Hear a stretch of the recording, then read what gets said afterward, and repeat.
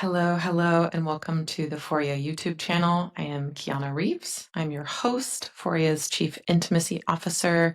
I'm a somatic sex educator and embodiment and relationship guide. And today we have a very, very special guest. We're so excited to have this conversation.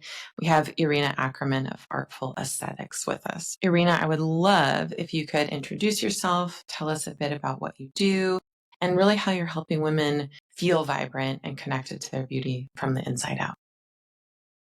So I'm a family nurse practitioner, and I started out in women's health, which was my first passion. And I did that for almost 10 years until I transitioned into aesthetics. And then as my patients started getting older and I started aging and going through some changes with my hormones, I started doing some investigating and learning about how to improve my well-being and then also offering it to my patients. So now, our practice is not only aesthetic based, but wellness based. And I love to offer bioidentical hormones and guide to weight loss. And so these are kind of the newer things in the last 2 years that were added on to artful aesthetics. And it has really taken off because women really do feel unheard by conventional medicine. Yeah, and I love that you're tracking across like the whole female lifespan and that you've gone through some of these changes too and you know what it's like and you know how important it is,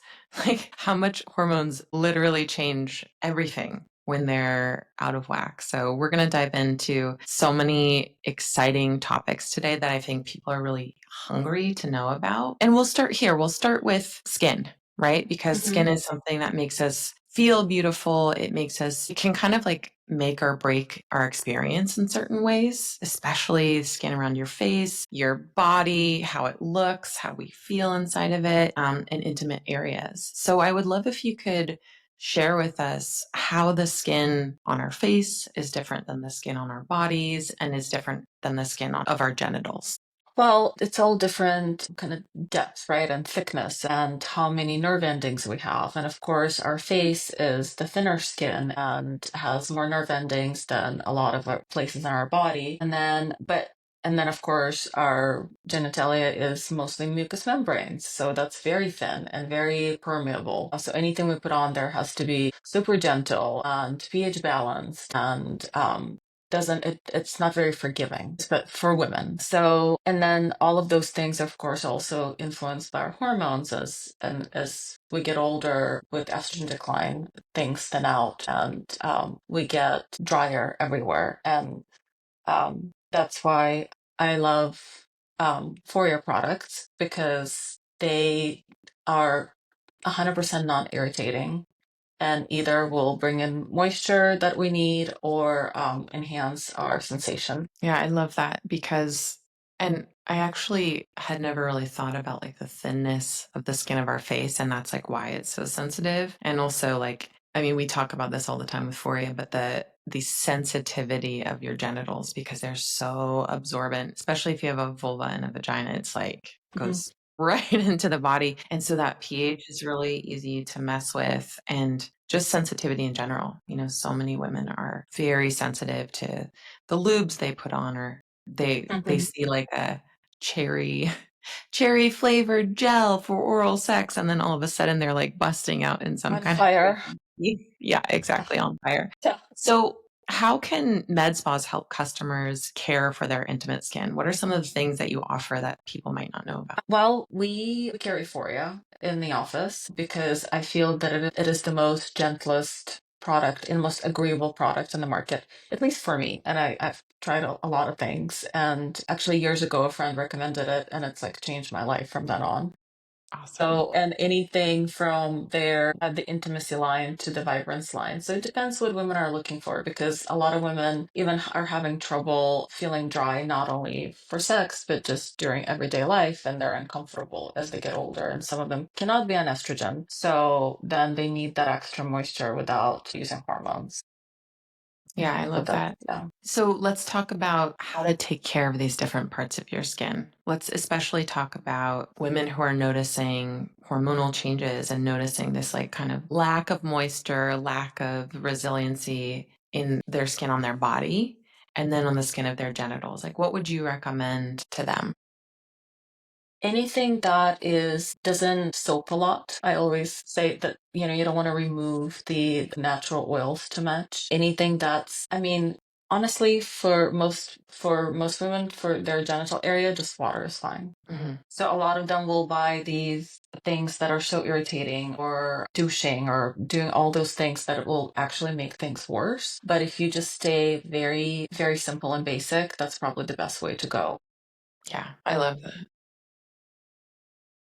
And then they can, if they're still feeling dry, oils are great for the skin, and oils that are fast absorbing that are really nice. And then same thing for the genitals. They can either do suppositories, or it makes this great vulval moisturizer. Who knew that you need a moisturizer for your vagina? But it's I really. love it so much, and that one sold out, like, so many times when we first launched it because people were like, "Oh, yes, like, this changes how I feel." This changes what it feels Mhm. like to put underwear on or to put jeans on or just, like, that chafing, subtle irritation that you can get with hormonal changes or, like, if you shave or wax, it's like Exactly. everyone. Yeah. You were talking about fast absorbing oils, like ones that really, I think, penetrate and lock in moisture. Do you have some favorite oils? I think anything that's coconut based, it's definitely a favorite. So, I mean, I love this.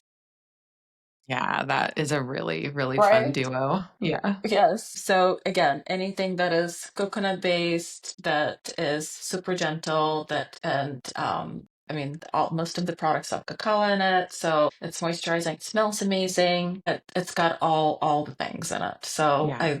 yeah, those are definitely my favorites. Yeah, all the extracts with zero flavors and zero scents, which we've found like scents are the things that I think are super disruptive that people really don't know to pay attention to. Often they'll want Mhm. something that smells good to like rub on them, and then the fragrance that's added is like very irritating or gives you a nice burning sensation. Exactly, exactly. Where this is actually very soothing. And the other thing that I found, even well, again, with hormonal changes, women get a lot more pH balance disruptions, and they get a lot more yeast infections and all these things. And I found that these products actually are very soothing, even when they're going through like treatments and things, because it'll calm things down, especially with CBD.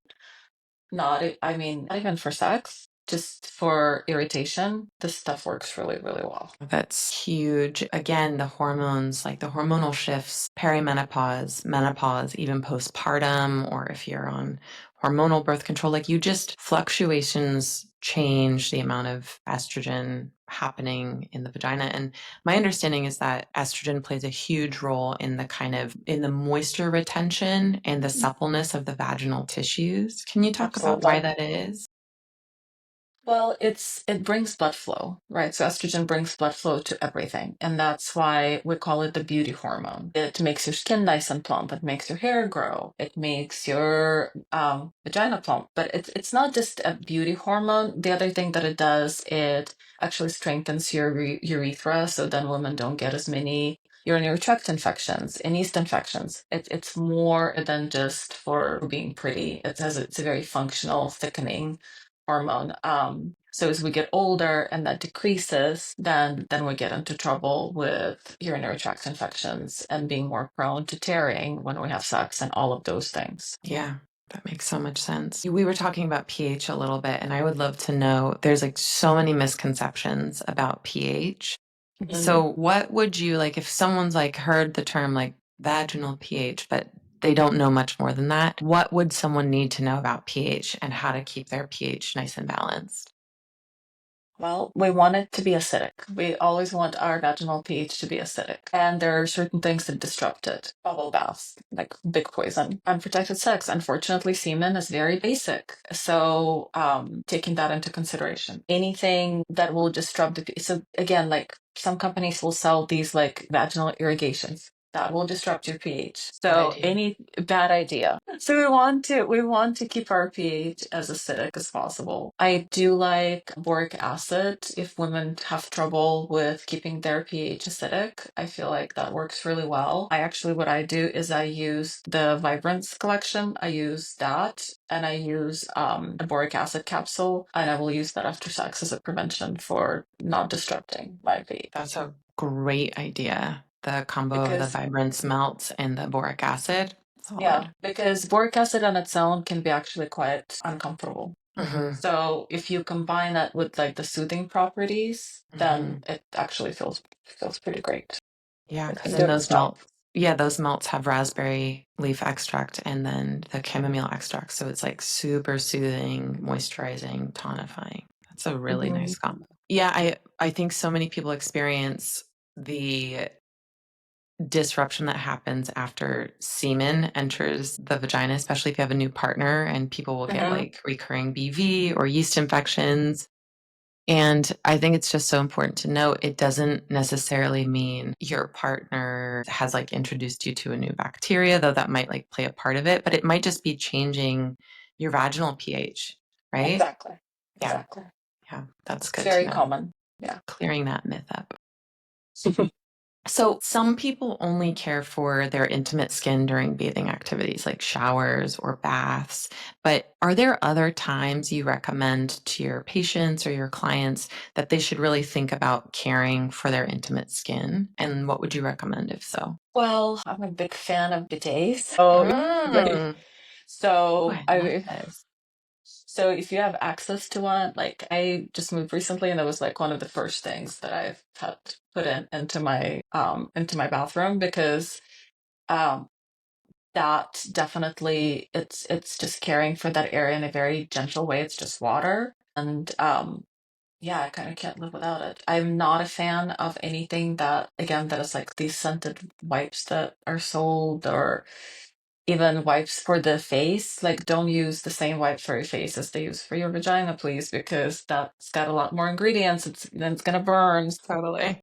Yeah, just think of Yeah. it as an extremely sensitive, permeable membrane that you want to be as gentle You as possible with. basically just want water and then like oils, clean oils with no scents to support. So, how is the genital skin different for male versus female? The skin of the penis versus the skin of the vulva and vagina? Well, men, they're luckier in many ways. There's got more protection, really. Like the penis is not a mucous membrane. They have one opening of a mucous membrane, and the rest is way more protected. That's actually why men are less likely to get an STD when they Hmm. have sex than women, because they have more coverage.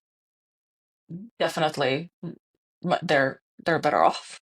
It's a trade off. They can It's a get less STDs, but we can have multiple orgasms. So, true. choose your That's poison. very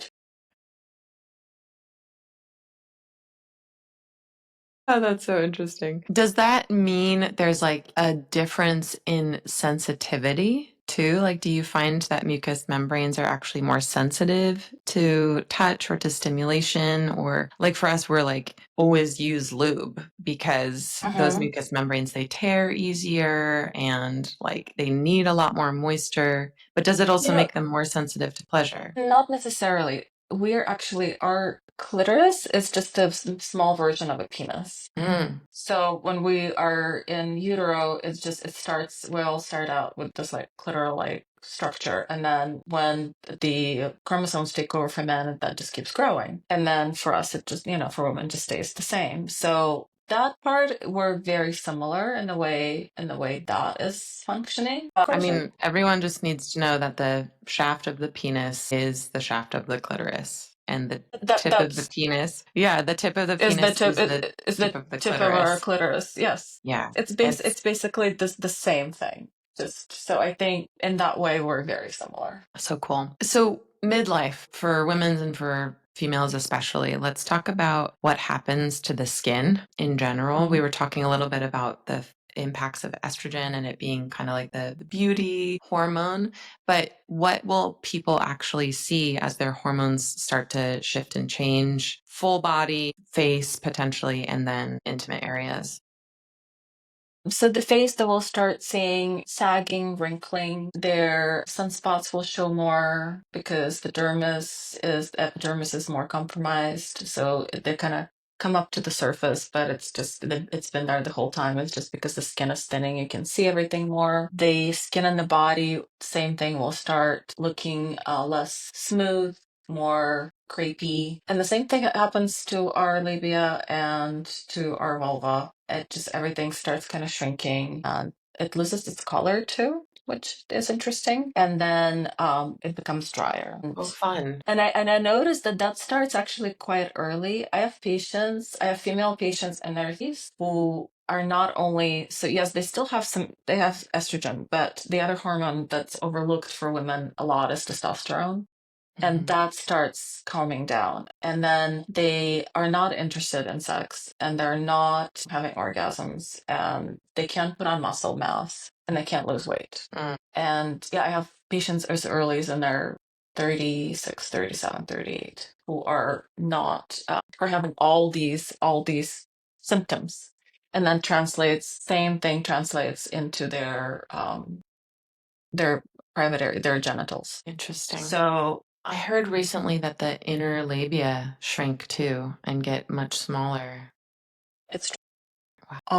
all of it does. And then the vagina itself, if the hormones are not replaced, the vagina itself will shrink and become very brittle. And even if women are not sexually active, I always tell them like estrogen is still a really important hormone to be on for your urethra, like for your bladder, you know, Hmm. Hmm. because a lot of women will die from kidney infections and they're Yeah. preventable. Yeah. Yeah.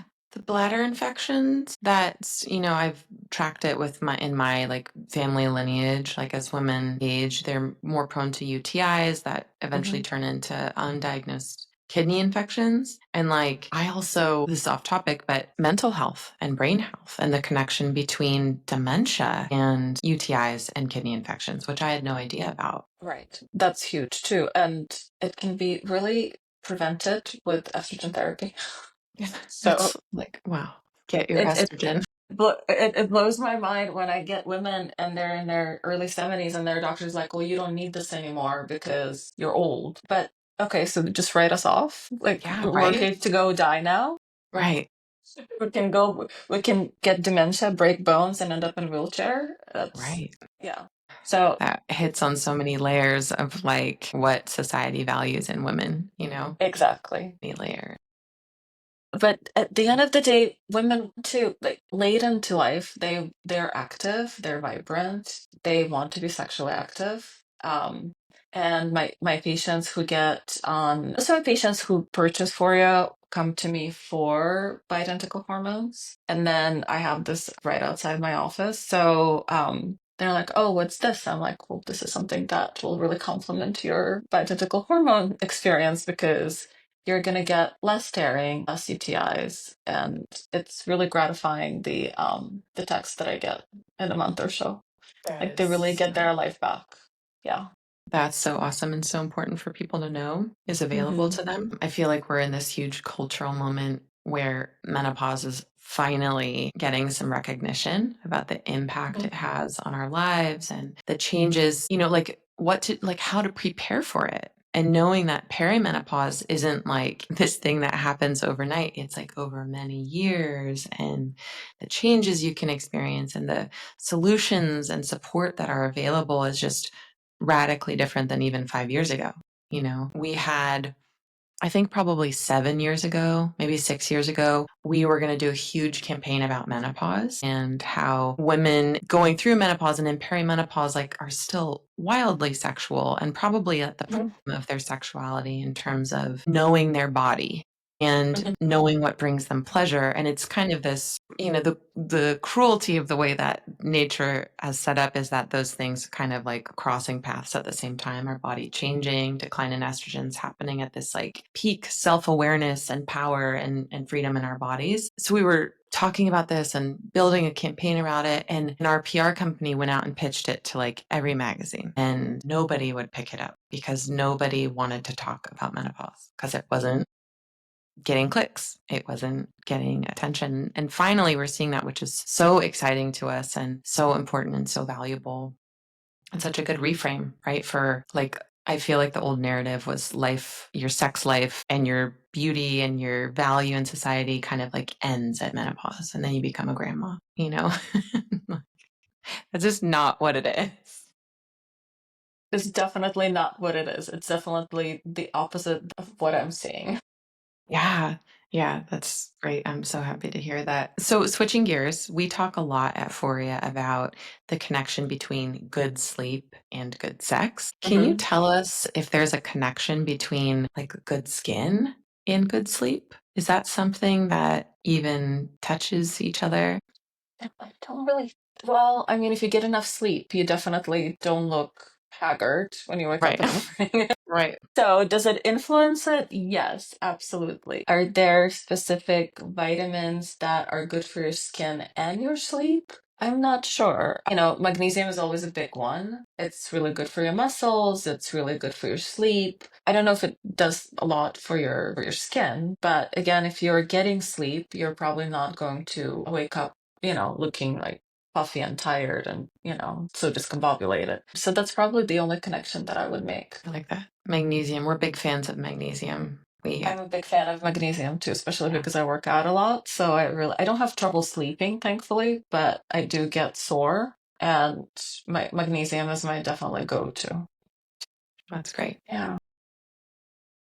We'd also love to talk about the connection between stress and skin, because we talk a lot Hmm. about stress and we talk about how stress impacts your sexual desire and your availability for intimacy. But what about the connection between stress and skin health? How does stress potentially impact your skin? Oh, it definitely does. That is definitely a big correlation because when we're stressed out, our oil glands act up and we can start getting breakouts. And also when we're stressed out, we frown a lot.